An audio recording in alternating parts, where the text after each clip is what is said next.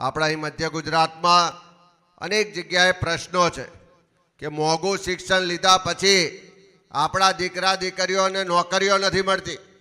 ઓઝાજી કહેતા હતા કે ક્યાંક સહકારી સંસ્થાઓમાં કે સરકારી સંસ્થાઓમાં નોકરી લેવા જાય તો પહેલાં તો ઓળખાણથી ચિઠ્ઠીથી નોકરી મળતી હતી.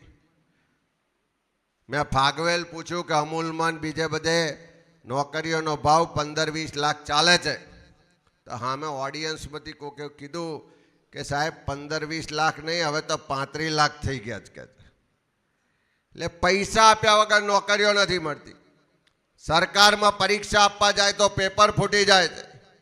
પેપર પછી જીપીએસસીનું ઇન્ટરવ્યૂ આપવા જાય તો તમારું નામ ને જાતિ જોઈને માર્ક મૂકવામાં આવે છે.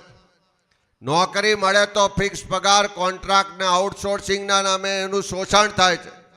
તો આખી યાત્રામાં જે ભ્રમણ કર્યું તો બધી જ જગ્યાએ યુવાનોનો એક જ અવાજ હતો કે સરકારમાં જેટલી જગ્યાઓ ખાલી છે એ ખાલી જગ્યા પર કાયમી ભરતી થવી જોઈએ.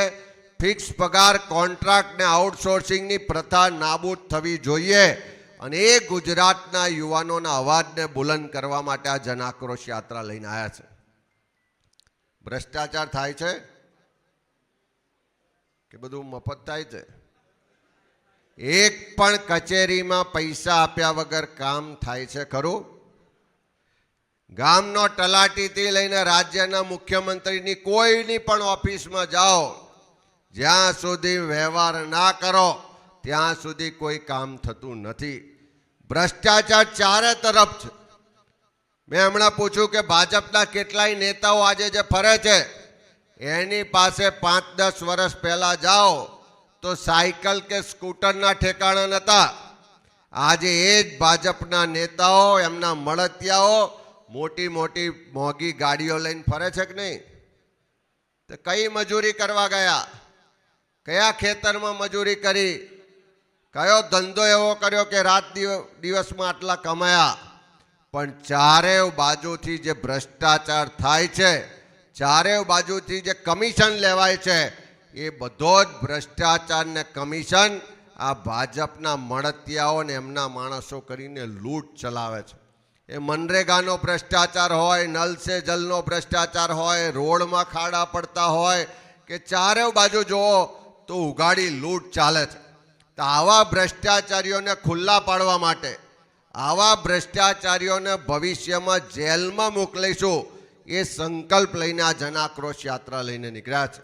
મારી આપ સૌને વિનંતી છે કે જે વાત થઈ કે મોંઘવારીથી ઘર ચલાવવાનું મુશ્કેલ છે, નોકરીઓ નથી મળતી, ભ્રષ્ટાચાર થાય છે, ખેડૂતો દેવાદાર થયા છે, કાયદો વ્યવસ્થાની પરિસ્થિતિ કથળી ગઈ છે, બધી જ રીતે લોકો હેરાન પરેશાન છે.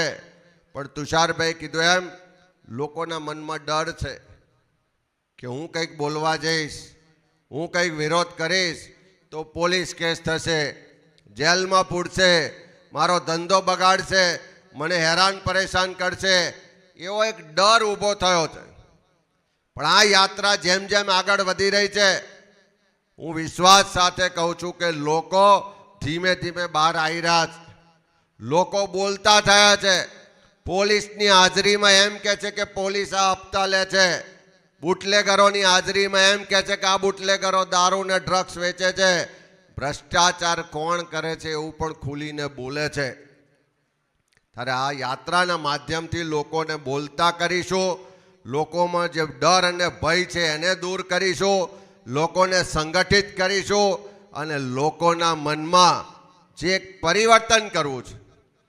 દરેક લોકોને એમ છે કે આ એમને કાઢો.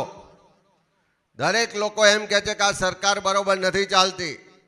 દરેક એમ કહે છે કે ભ્રષ્ટાચાર વધ્યો છે, ઘર ચલાવવું મુશ્કેલ છે, દવાખાનું મોંઘું છે, શિક્ષણ મોંઘું છે. પણ એ બધું ભેગું કરીને પરિણામ ક્યારે આવે કે જે બાબા સાહેબ આંબેડકરે બંધારણે આપણને મતનો અધિકાર આપ્યો છે, એ મતનો અધિકારનો બરોબર ઉપયોગ કરીએ અને ટાઈમે બરોબર બટન દબાઈએ તો પરિણામ આવે.